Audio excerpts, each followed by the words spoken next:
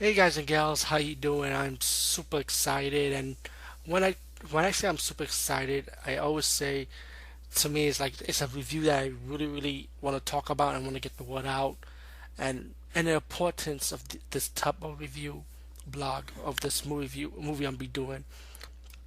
There's a documentary called Score, a film music documentary, and it's 2016, but it came out in 2017 in the USA on the 5th, which is the official date for its release here.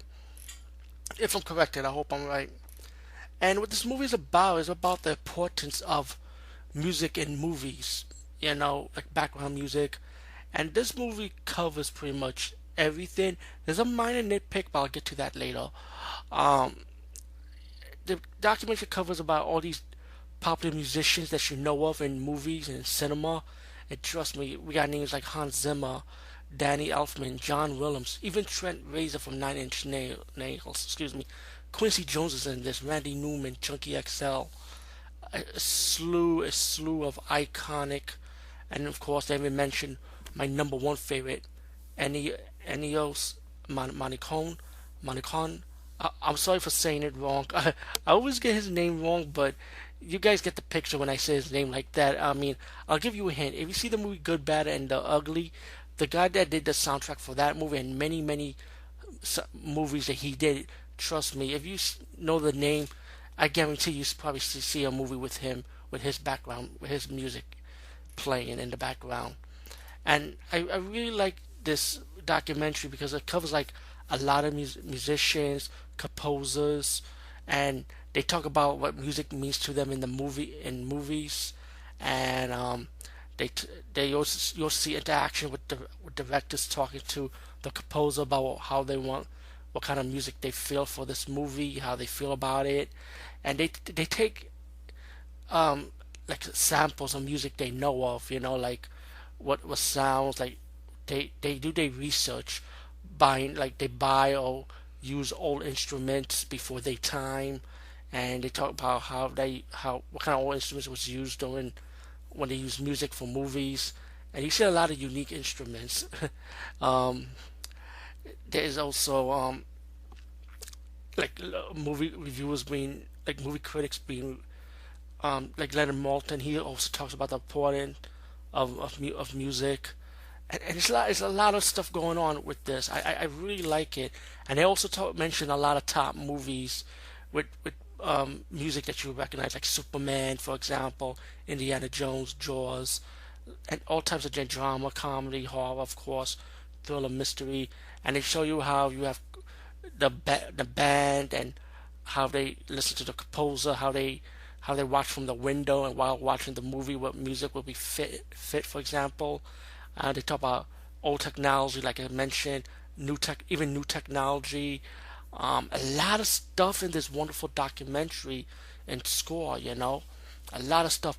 I mean, there's other movies they kind of mentioned where I have top soundtrack that means something to you, but they went with the bigger ones. But there's more to it. But there's so much you could cover within 1 hour and 30 minutes.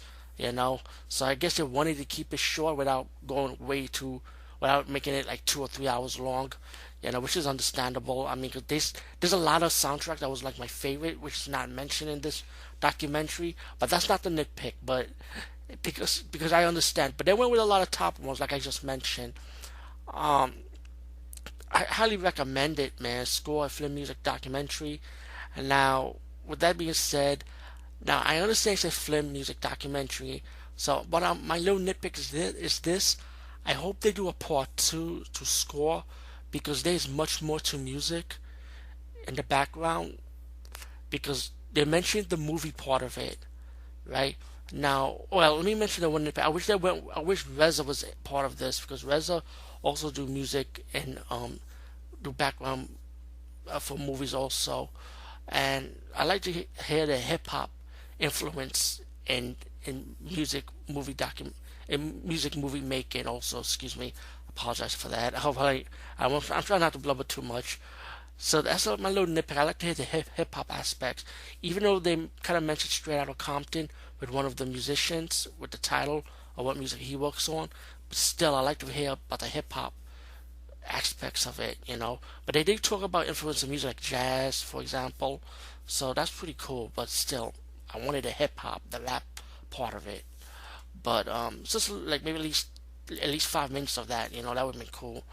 Hopefully they do a part two, like I mentioned, and if they do a part two, I hope they base it on video game music because video game music is also important when making video games, and there's a lot of epic video games with epic video game music, like God of War, for example, and also to include with part two, I hope they're adding cartoon music with it also, like in anime and also American cartoons also, or even the silent era of cartoons, but like because that's important too. Because like He-Man, like the intro master of the universe, or She-Ra, or especially Thundercats, when you have Lionel say thunder, thunder, Thundercats, ho, and you hear that background music, it's so powerful, and it's like it makes you want like it makes you feel powerful, and I like to hopefully they do score part two, which could be based on the video game and animation concept of it.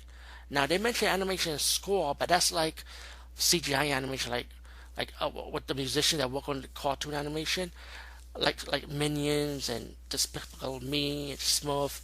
He's also in it. I forgot his name, but he's mentioned in it, and in a big part, in a big majority in this documentary. But still, I like to know about TV animation. So hopefully, Scorch will showcase the video game and TV animation part of it. Hopefully in the future. So hopefully my review or word of mouth will get around, and maybe somebody will see it and put it and understand it. Like make it happen.